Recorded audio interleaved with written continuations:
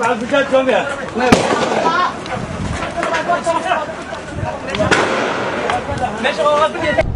halkan waa goobta qaraxa uu ka dhacay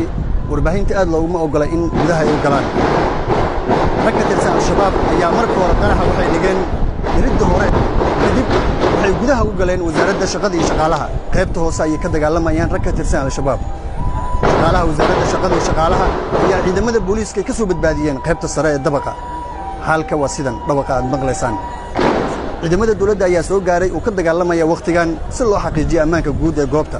qaarkood waxaan la kulmay dadka ka soo badbaaday shaqaalaha wasaaradda shaqada iyo shaqaalaha ee dawladda Soomaaliya magacayga Cabdi Cali Guutaale oo ka tirsan shaqaalaha wasaaradda shaqada iyo arrimaha bulshada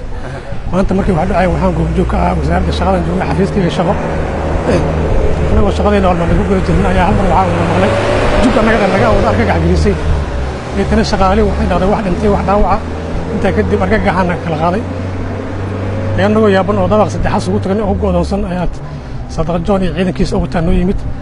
markaana jaranjar bay noo keenay sidaasan ku soo badbaadnay way adi maxaa ku gaaray waxba ma kala fiican maraad xaga talaabis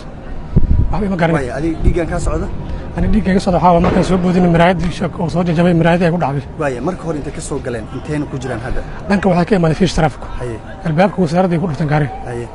dabeetana waxaa xagay hal mar markii qarax u dhacay rasaasan maqlay